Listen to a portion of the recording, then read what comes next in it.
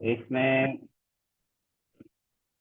سب سے پہلے تو یہ کہ ہمیں جو ہے وہ کہہ رہے کہ ضرورت ہوگی ایک اسمبلر کی، تاکہ ہم جو ہے وہ اسمبل کر سکیں اس پروگرام کو اور کنورٹ کر سکیں ایگزیکیوٹیبل میموری کوڈ کے اندر، ٹھیک ہے، بائنری کوڈ کے اندر۔ یہ ہمیں پتہ ہے کہ جب بھی ہمیں کوئی کوڈ ایگزیکیوٹ کروانا ہے تو اس کا بائنری کوڈ بھی ہونا ضروری ہے۔ تو اس کے لیے ہم کمپائلر، انٹرپریٹر وغیرہ یوز کرتے ہیں اگر ہم ہائی لیول لینگویج کے اندر ہیں، لیکن اسمبلی چونکہ ایک لو لیول لینگویج ہے تو اس کے لیے اس کا اپنا ہی اسمبلر موجود ہوتا ہے، ٹھیک ہے، جس کو ہم جو ہے وہ آپ سے ڈسکس کر چکے ہیں کہ نیسم یا نیسم دو اس کے ہوتے ہیں، ٹھیک ہے۔ تو ابھی آپ نے اسائنمنٹ میں بھی وہ نیسم کا تجربہ بھی کر لیا۔ تو assembler that we will use during this courses, تو وہ جو ہمیں ریکمینڈ کر رہے ہیں وہ کون سا ہوگا؟ نیٹ وائڈ اسمبلر یعنی کہ نیسم ہوگا، ٹھیک ہے۔ تو یہ فری ہے اور اوپن سورس اسمبلر ہے، and this tool will be most use will be the debugger, اور اس کا زیادہ تر جو ہم یوز کریں گے وہ ڈیبگنگ کے لیے، ٹھیک ہے، استعمال کرتے ہیں۔ اور use the free debugger card full screen debugger, تو اس کے ساتھ ایک ٹول یوز ہوگا اے ایف ڈی کا، جسے فل اسکرین ڈیبگر کہتے ہیں۔ These are whole set of weapons in assembly programme, تو اسمبلی پروگرام کے لیے جو ویپنس ہیں یعنی جو ٹولس ہمیں چاہیے ہوں گے وہ یہی ہیں۔ تو sample we will give the following command to the processor assuming that our file name, تو یہ چیز آپ کر چکے ہیں، ٹھیک ہے۔ ہم اپنے جو ہے وہ پروسیسر کو بولیں گے کہ فائل کو اوپن کریں، اور اس فائل کی ایکسٹینشن کیا ہوگی؟ ڈاٹ اے ایس ایم، یعنی وہ نیسم کی فائل ہے اور اسے اوپن کرنا ہے، ٹھیک ہے۔ تو یہ لکھا ہوا ہے کہ ایگزیکیوٹیبل فائل یعنی example01.awesome کے نام سے ہم نے اس کو سیو کیا اور اسے ہم نے اوپن کر لیا۔ تو یہ کمانڈ ابھی آپ نے رن کر کے دیکھی ہے، ٹھیک ہے۔ تو will produce the two file, اب ہم نے دو جنریٹ کرنی ہے، وہ کہہ رہا ہے ایک ہمیں جو ہے وہ ڈاٹ اے ایس ایم سے ہے اور ایک ڈاٹ کام سے ہمیں کرنی ہے۔ جیسے ابھی ایگزیکیوٹیبل جو فائل ہوگی وہ ڈاٹ کام سے ہوگی، and executable example dot one list جو ہے اسپیشل لسٹنگ، جو کہ ہم بعد میں ایکسپلور کریں گے۔ دا listing file produce the for example above is shown below the comments removed for neatness، تو اس میں سے کمنٹس وغیرہ ختم ہو جاتے ہیں اور وہ صرف یہ اس طرح سے جو باقی ریلیونٹ چیزیں رہتی ہیں وہ بچتی ہیں، باقی ساری ایکسٹرا چیزیں اس میں سے ریموو کر دی جاتی ہیں۔ تو یہ ڈاٹ لسٹ کی مدد سے جو ہے وہ ہم اس کو کریٹ کرتے ہیں، ٹھیک ہے، L S T.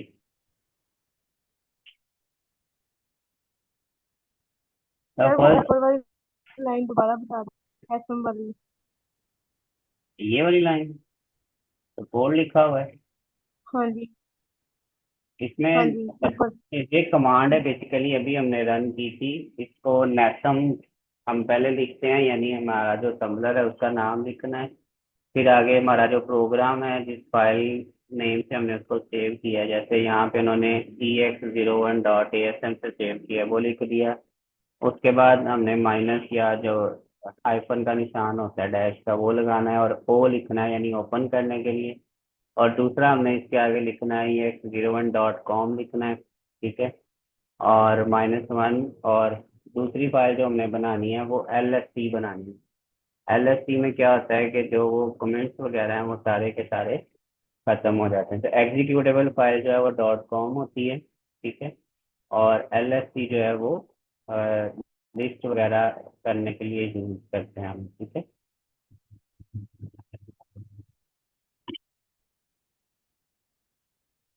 First column in the above listing is offset of the listing instruction in the output file. Next column is the output code. تو یہ دو کالم بنے ہوئے ہیں اس فائل کے اندر، ایک یہ والا ہے آپ کے پاس، ٹھیک ہے، یہ والا، اور ایک یہ والا، ٹھیک ہے۔ تو وہ کہہ رہے ہیں کہ جو پہلا ہے وہ آف سیٹ ہے، یعنی یہ والا جو ہے یہ آف سیٹ ہے، اور جو آؤٹ پٹ فائل ہم لسٹ کر رہے ہیں اس کا یہ آف سیٹ ہے سارا، صحیح ہے۔ اور نیکسٹ کالم جو ہے وہ آؤٹ کوڈ ہے، آؤٹ کوڈ سے مراد ہماری انسٹرکشن ہیں، which are instruction are translated in this case of code is B8۔ تو اس کیس کے اندر وہ کہہ رہا ہے کہ جو ہمارا آؤٹ کوڈ ہے وہ B8 ہے، ٹھیک ہے، یہ والا جو ہے یہ ہمیں نظر آ رہا ہے۔ ठीक है, तो ये आपने ये दो कॉलम है, सॉरी, एक ये वाला और एक ये वाला, ठीक है। तो ये आपने ये भी देखा है, जो हमने अपने वो UID लिख कर जो हमने पूरा किया था।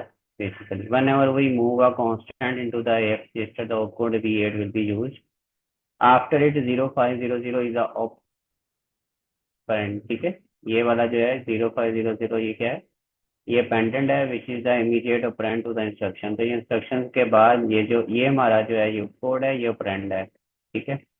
And immediate operand is an operand which is place directly inside instruction. तो ये इमीडिएट ऑपरेंड उसको कहते हैं, ये पॉइंट नोट करने वाला है कि इमीडिएट ऑपरेंड कौन सा होता है, ऐसा ऑपरेंड जो कि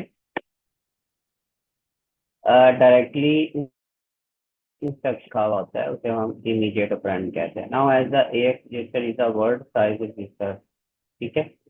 जो AX रजिस्टर है वो हमें पता है कि वो वर्ड के साइज का होता है। तो इसमें वन हेक्साडेसिमल डिजिट जो है वो 4 बिट्स लेगा, तो 4 hexadecimal digits make one word. तो 4 हेक्साडेसिमल डिजिट्स होंगे, यानी 16 जो हमारे पास जो है वो बिट्स होंगी, तो एक वर्ड बनेगा। Which of the 2 byte and should be placed first in the instruction, ठीक है। तो ये 16 हमने जो है बिट्स लिखी हैं, यानी कि उसके बाद should be place first in instruction the least significant are the most significant. Similarly for 32 bit number, the order can be more significant and less significant. Lesser significant and the least significant the Bing Endian order by the Motorola। ये some companies, कुछ companies जो हैं वो इसको Bing endian और small endian कहते हैं, जबकि कुछ जो है वो इसे MSB और LSB कहते हैं। दोनों एक ही चीज़ें हैं। अगर बिग एंडियन या लिटिल एंडियन या स्मॉल और बिग एंडियन लिखा हुआ है तो उसका मतलब MSB और LSB है, ठीक है। मोस्ट सिग्निफिकेंट बिट और लीस्ट सिग्निफिकेंट बिट। कुछ जो है वो इसको लेसर सिग्निफिकेंट और लीस्ट सिग्निफिकेंट भी कहते हैं। तो ये हमारे पास, चूंकि इसमें कांस्टेंट 5 था हम के अंदर, यहाँ पे अगर हम देखें अपने कोड में तो ये 5 लिखा हुआ है, ठीक है। ऑपरेंड जो है 5 था, तो इस 5 को हमने कन्वर्ट किया है 0500 के अंदर, यानी बाइनरी के अंदर basically. when we read as it is, a word is 0005, but when the written in the memory it will become 050। वो कह रहा है कि जब हम इसको पढ़ेंगे, क्योंकि हमें 4 उसका बनाना है ना, वर्ड साइज जो है वो इसका 16 का है, तो हमें जो है वो 4 इसको बिट्स के अंदर, सॉरी 4 जो है वो उसके अंदर रिबल्स के अंदर डिवाइड करना होगा, ताकि 2 बाइट्स के अंदर ये डिवाइड हो जाए। तो वो कह रहा है कि जब हम इसको रीड करेंगे तो 0500 पढ़ेंगे, जबकि एक्चुअल में जब राइट करेंगे तो 005 होगा। तो first instruction is 3 bytes long, क्योंकि पहली इंस्ट्रक्शन जो है वो 3 बाइट लॉन्ग है। Then the listing file shows that the after next instruction with the file is 3। The op code state BB is for moving the constant in the BX register and the friend 0A00 is। Next फिर आगे उसने सारी जो है वो आपको एक एक करके ट्रांसलेट करके दी है, ठीक है। तो इनको आपने खुद पढ़ना है। अगर कोई सेक्शन नहीं समझ आ रही होगी तो वो आप मेरे से पढ़ लेना, ये जस्ट रीडिंग वाला काम है, ठीक है। तो ये मैंने आपको एक पहले वाली समझा दी है, बाकी आप इसको पढ़ के देखना कि किस इंस्ट्रक्शन का क्या उन्होंने बनाया है इस तरह से, ठीक है। और अगर नहीं समझ आ रहा होगा तो फिर ये आप मेरे से अंडरलाइन करके पूछ लेना, ठीक है। हो जाएगा ये। अभी रीडिंग करेंगे तो इस सर पर कहाँ टाइम तक वेस्ट। ये सेगमेंट हाँ जी, ऊपर, सेगमेंटेड मेमोरी मॉडल से ऊपर तक? 1 मिनट, ये यहाँ पे लोड हो जाए तो मैं देख, अभी खाली आ रहा है ब्लैंक।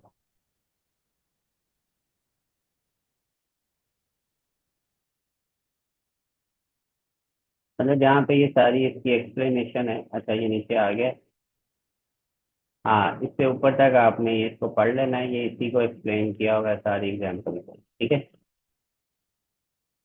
आगे आ रहा है जी। सेगमेंटेड मेमोरी मॉडल, ठीक है। अब इसके कुछ जो है वो सेगमेंट आपने देखा होगा, जब हमने वो प्रोग्राम देखा था असेंबली लैंग्वेज में लिखा हुआ था, तो उसके सेगमेंट्स बने हुए थे, यानी कि हिस्से बने हुए थे उसके ना। हर सेगमेंट में हम एक काम करते हैं। जैसे हमें अगर वेरिएबल बनाना है तो वो सारे एक जगह पे बनेंगे। इसी तरह अगर हमें कोड लिखना है तो उसके लिए अलग सेगमेंट है, और मेमोरी मॉडल हम अलग से एक्सप्लेन करते हैं मॉडल में, ठीक है। तो इसमें स्मॉल लार्ज इस तरह से हम मॉडल्स उसको बताते हैं। तो जो पहले वो कह रहा है कि अर्लियर हमारे पास प्रोसेसर थे like 8080 and 85 the linear memory model use करते थे and use to access the memory. तो इसके लिए हम जो है वो लीनियर मेमोरी मॉडल यूज करते थे ताकि हम मेमोरी को एक्सेस कर सकें। In linear model the whole memory appeared like the single array of data. तो इसमें क्या होता था लीनियर मेमोरी के अंदर, सारी की सारी जो मेमोरी थी वो एक ही एरे की तरह नजर आती, ठीक है।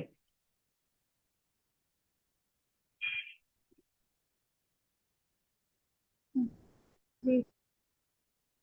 But 8085 could access a total memory of 64 के जो 16 lines of original address बस। तो वो सारे के सारे को access कर सकता था अगर वो 16 लाइन का एड्रेस बस यूज करे। when designing the IAPX88, the Intel designer wanted to remain compatible with 8085, however 64 के was too small to continue। उसको उनको कुछ ऐसा जरूरत थी कि जो ज्यादा मेमोरी के लिए जो है वो हो सके, लेकिन वो कंपैटिबल भी हो। For the new processor to get the best of the both world से introduce the segmented memory model. उन्होंने फिर क्या बनाया, सेगमेंटेड मेमोरी मॉडल बनाया जो कि 88 प्रोसेसर के अंदर आता है, 80 और 88, ठीक है। There is also the logical argument in the favour of segmented memory model. तो ये भी हमें यहाँ से पता चल सकता है कि सेगमेंटेड मेमोरी मॉडल क्यों बनाया गया। तो ये कंपैटिबिलिटी के लिए हमने बनाया। We have two logical parts of our program. तो हमारा जो प्रोग्राम होगा उसके दो पार्ट्स होंगे, पहला होगा कोड पार्ट एंड दूसरा होगा डाटा पार्ट। इसको सेगमेंटेड मॉडल कहते हैं, यानी हमारे प्रोग्राम को सेगमेंट्स के अंदर डिवाइड कर दिया गया। उसमें से कोड पार्ट अलग कर दिया और डाटा पार्ट जो है वो अलग कर दिया। And actually there is a third part called the program stack as well. इसके अलावा एक तीसरा भी पार्ट है जिसे हम प्रोग्राम स्टैक जो है वो बोलते हैं। But the high level language make this invisible to us. लेकिन जो हाई लेवल लैंग्वेज हम करते हैं उसमें हमने कभी ऐसा नहीं किया। होता उसमें भी यही कुछ है, लेकिन वो हमें नहीं नजर आता, बल्कि वो बैकएंड पे वो चीजें हो रही होती हैं। तो हमारा पूरा प्रोग्राम थ्री लॉजिकल पार्ट के अंदर अपीयर होता है, ठीक है। But making this division is not possible in the linear. तो लीनियर मेमोरी मॉडल में ये काम नहीं हो सकता था, जबकि सेगमेंटेड मेमोरी मॉडल के अंदर हम ये काम करते हैं, ठीक है। तो ये दोनों मॉडल्स आपको यहाँ पे क्लियर कर दिए हैं, लीनियर और सेगमेंटेड मेमोरी मॉडल, सही है। सर ये नहीं, लीनियर में सिंगल अरे होता था और सेगमेंटेड में उसके पार्ट्स बना दिए थे। हाँ जी, सेगमेंटेड के अंदर हमारा प्रोग्राम जो है उसको पार्ट के अंदर डिवाइड कर दिया, यानी मेमोरी को भी फिर जाहिर सी बात है डिवाइड किया गया। इसका सर मैकेनिज्म। मेमोरी, हाँ जैसे जी। कि हमारे पास जो मेमोरी है, जो मेमोरी होती है हमारे पास, वो हम्म तो सिंपल ही होती है। उसको डिवाइड कैसे सॉफ्टवेयर के जरिए से करते हैं, या फिर कैसे कि वो डेवलपर उसको डिवाइडेड हमें देता है, सेगमेंटेड देता है, या ये कैसे पॉसिबल होता है? मेमोरी कैसे डिवाइड, डिवाइड होती है? ये पूछो। असल में मेमोरी जो है वो बेसिकली हमारी, आपने देखा कि हम यहाँ पे मेमोरी से मुराद रैम को ले रहे हैं, ठीक है, या रजिस्टर्स को ले रहे हैं। तो ये होती लीनियर ही हैं, मतलब एक ही सीरियल वाइज होती हैं, लेकिन चूंकि हमने लॉजिकली उनको डिवाइड करना है, फिजिकली डिवाइड नहीं करना, तो लॉजिकली उनके पार्ट्स बना दिए गए हैं। मतलब एक हिस्सा फिक्स कर दिया गया कि इस हिस्से में जो है वो हम कोड लिखेंगे, एक हिस्से को फिक्स कर दिया कि इसमें डाटा पड़ा होगा, और तीसरा हिस्सा जो है वो उसके अंदर हमने ये बात कर ली कि यहाँ पे जो है वो लॉजिकल स्टैक जो है वो होगा। तो ये लॉजिकल बेसिकली है, फिजिकल नहीं होते ये पार्ट, ठीक है।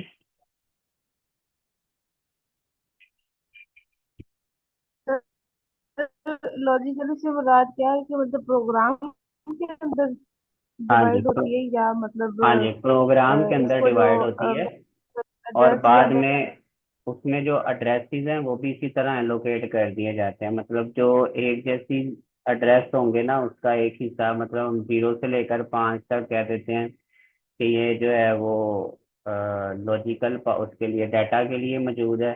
और इसके बाद 6 से लेकर 10 तक जो एड्रेसेस होंगे वो कोड के लिए मौजूद होंगे, और 10 से आगे स्टैक के लिए यूज होंगे। तो इस तरह से हम उसको डिवाइड कर लेते हैं।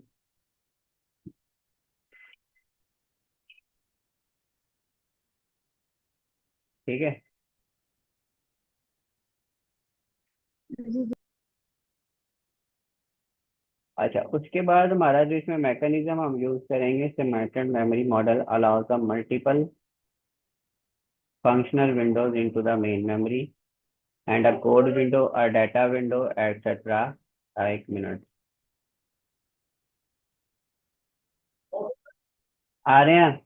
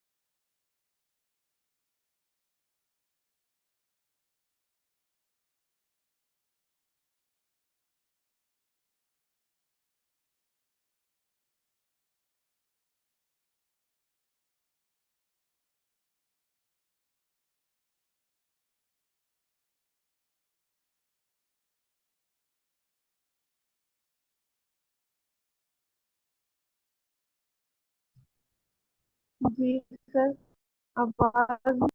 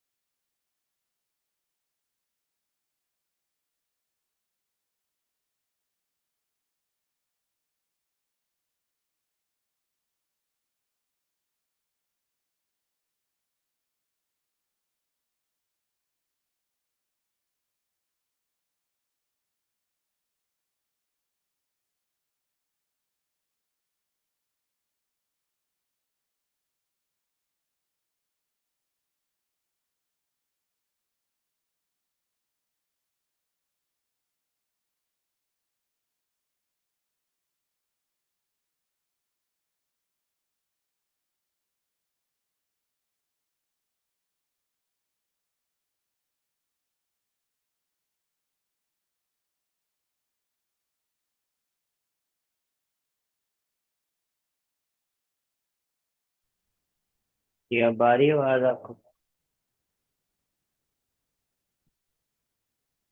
हाँ जी सर, अब आवाज।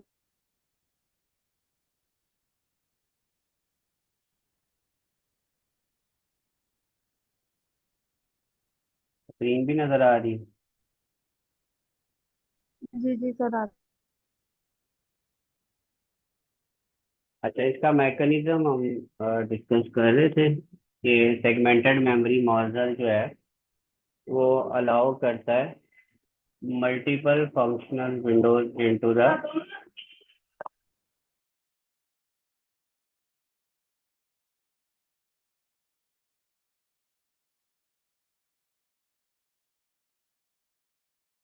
सेगमेंटेड मेमोरी मॉडल जो है वो हमें अलाउ करता है multiple functional Windows into the main memory. ठीक है, ये अब आपकी वो बात का थोड़ा सा आंसर आपको यहाँ से भी क्लियर हो जाएगा कि इसके अंदर क्या होगा कि हम डिफरेंट विंडोज में काम करेंगे। एक विंडो कोड विंडो होगी, एक डाटा विंडो होगी, इसी तरह आगे स्टैक वगैरह या एक्सेट्रा चलती रहेगी। ठीक है, तो प्रोसेसर जो है वो इस कोड को देखता है फ्रॉम द कोड विंडो। वो शुरू कहाँ से करता है उसको एग्जीक्यूट करना? कोड विंडो से शुरू करता है। ठीक है, एंड देन फिर data window from the data part, और फिर उसको डाटा विंडो के अंदर जो है वो ले जाता है।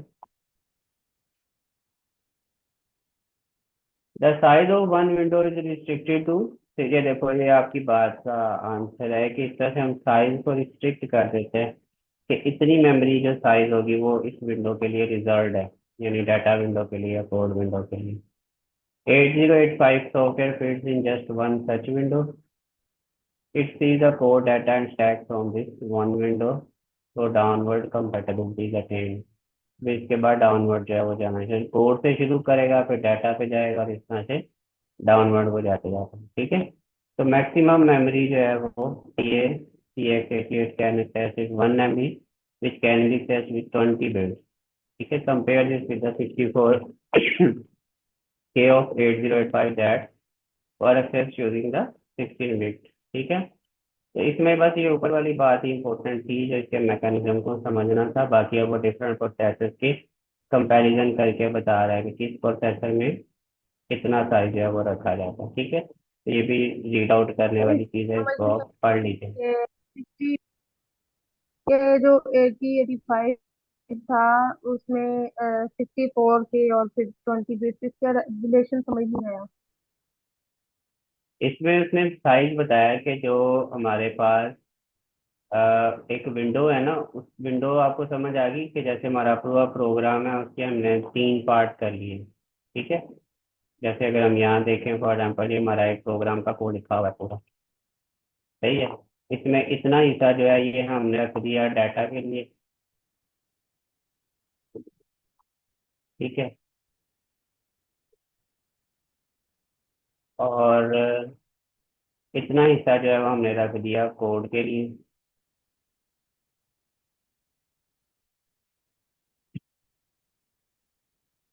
तो अब ये एक विंडो है, ये एक विंडो है। ठीक है, तो इसके साइज की बात हो रही है कि ये 64K का जो है वो साइज इसको रिस्ट्रिक्ट कर देता है। ठीक है, आगे डिफरेंट प्रोसेसर किसने बताए हैं कि किसी में ज्यादा हो सकता है किसी में कम हो सकता है। और मैकेनिज्म ये है कि सबसे पहले जो प्रोसेसर है हमारा वो यहाँ से एग्जीक्यूशन स्टार्ट करता है कोड विंडो से, फिर डाटा प्रोसेस करता है और फिर आगे डाउनवर्ड जो है वो जाता चला जाता है। ठीक है, ये बात इसमें समझाई गई। क्लियर होगी बात? ठीक है। तो आगे ये रीडिंग करने वाली चीजें हैं। ठीक है, इनको आपने पढ़ लेना है। ये सारी रीडिंग करूंगा इसका फायदा कोई नहीं है, ट्रांसलेट करके आपको बताना है। ठीक है, जैसे यहाँ से भी हमें इसकी डायग्राम से भी पता चल रहा है। तो ये देखें, ये हमारे पास एक विंडो का उन्होंने साइज दिया हुआ है, ये 64K। ठीक है, और ये उसका बेस एड्रेस है, यानी सेगमेंट का बेस यहाँ से शुरू हो रहा है, यहाँ से उसका जो है वो ये पैराग्राफ बाउंड्री, इस तरह से बाउंड्री लगा के इसको डिवाइड किया जाता है। ठीक है, टोटल साइज जो है वो 00 से लेकर तो FFF तक, यानी हेक्साडेसिमल जो हमने पढ़ा था वो हमारे पास यहाँ आ जाएगा। उसके बाद फिजिकल ड्रेस कैसे कैलकुलेट होता है? ठीक है, तो now for the whole megabyte, ये क्वेश्चन आ सकता है कैलकुलेशन के लिए। ये मैंने आपसे कहा था कि पास पेपर जो है वो आप देखें, तो उनमें भी इस तरह का अगर कोई क्वेश्चन आया होगा कि आपको फिजिकल ड्रेस कैलकुलेट करने के लिए जो है वो पूछा जा सकता है। So now for the whole megabyte you need 20 bits while CS and IP are both 16 bit register. ठीक है. We need a mechanism to make a 20 bit number out of that 16 bit number. तो 16 में से हमें 20 में convert करना है. ठीक है. तो so that the segment value is stored as a 20 bit number with the lower 4 bits 0 and a offset. तो हमें उसमें 0 4 bit 0 होनी चाहिए और offset value stored in another 20 bit number with the upper 4 bits 0. The two are added to the produce the 20 bit absolute address. तो उसमें 2 add कर दिया जाता है. Carry generated drop out without being stored anywhere. तो carry अगर आएगा तो उसे ड्रॉप कर देंगे. This phenomena is called address wrap out. तो एड्रेस रैप आउट क्या होता है? Wrap around this process is paint with the help of pass. तो एक डायग्राम से उन्होंने ये बताया, तो देख लेते हैं. ये देखें, ये हमारे पास क्योंकि टोटल जो है वो ये 16 बिट है, 0 से लेकर 16 बिट का ये रजिस्टर है, लेकिन हमने इसको 20 बिट के अंदर जो है वो क्या करना है, कंप्लीट करना है. तो हम इसमें क्या करेंगे, हम जब इन दोनों को जमा करते हैं, ठीक है, तो इसमें ये देखो 2 बिट्स हमने यहाँ ऐड कर दी, यानी सॉरी 2 बाइट्स यानी 4 हमारे पास बिट्स जो है हमने यहाँ एक्स्ट्रा ऐड कर दी, 4 जो है हमने यहाँ ऐड कर दी. तो ये सेगमेंट रजिस्टर है, ये लॉजिकल एड्रेस है. दोनों को जमा करेंगे तो एक हमारा फिजिकल एड्रेस है वो 0 से लेकर 20 बिट तक का यहाँ आ जाएगा. ठीक है, तो ये आपको समझ आ गया. इस तरह से वो दो एड्रेस आपको देकर सेगमेंट रजिस्टर का 16 बिट का एड्रेस और उसका साथ ऑफसेट एड्रेस. ठीक है, तो आपने क्या करना है, इसके लास्ट में 4 बिट्स ऐड कर देनी है 00, और इसके शुरू में 400 ऐड कर देने हैं.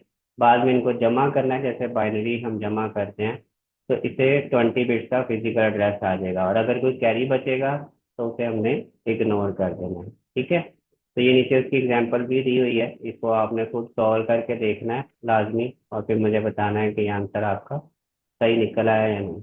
ठीक हो गया. सर, ये इसमें जो नीचे दिया हुआ है डी डी डी, वो तो हेक्साडेसिमल में दिया हुआ है ना? हाँ जी, हाँ जी. मतलब आपने इसको बाइनरी में करना है, ठीक है, कन्वर्ट करके. तो ये टोटल जब सर बाइनरी ये में कन्वर्ट तो करेंगे तो कन्वर्ट, आपकी. हाँ जी. सर ये ए बी सी डी जो हेक्साडेसिमल है, ये कहाँ से शुरू होता है? 11 से या ए 9 से शुरू होता है या ए 10 से जो शुरू होता होता है? है ना, 0 से 9 तक वो सेम होते हैं. 10 जो होता है ए वो कहाँ ए से होता है. हेक्सा? उसके बाद 11 जो होता है वो बी होता है. ठीक है, इस तरह. सही है, तो ये आपने कन्वर्ट करके इनको फिर सॉल्व करना. उसके बाद पैराग्राफ बाउंड्री है 60 number 40 beta appended by right. ये उन्होंने भी इसी से रिलेटेड एग्जांपल दी है. ओवरलैपिंग ये सारा आपने ये खुद रीड आउट करना है.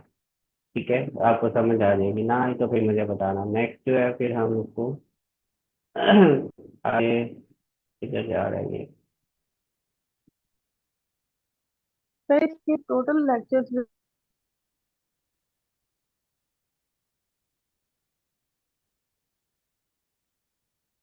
क्या कह रही हैं आप टोटल?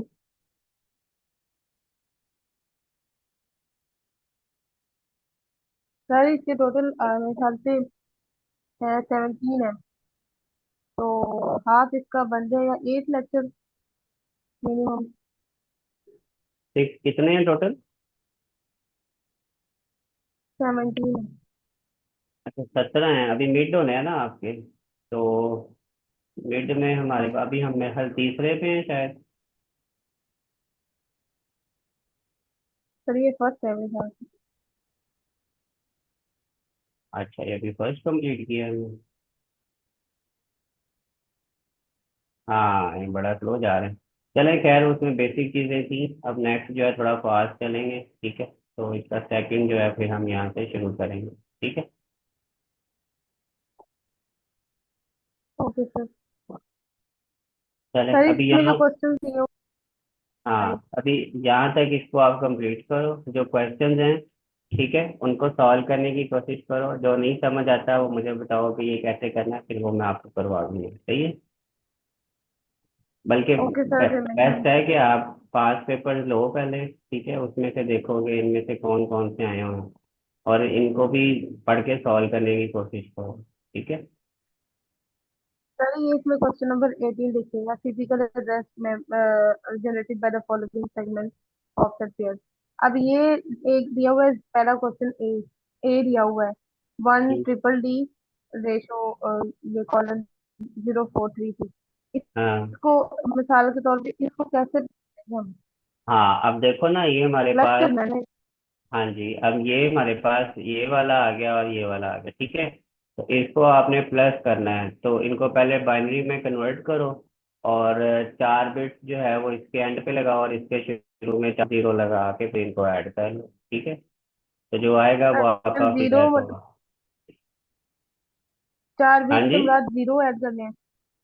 हाँ, 4 0 4 बिट इसके एंड पे, इसके इसके एंड पे ऐड करने हैं, इसके शुरू में ऐड करने हैं, ठीक है। और फिर इनको ऊपर नीचे रख के आपने ऐड कर देना है। ओके। सही है। जी सर। चलिए ठीक है, ओके। Okay sir. अल्लाह हाफिज।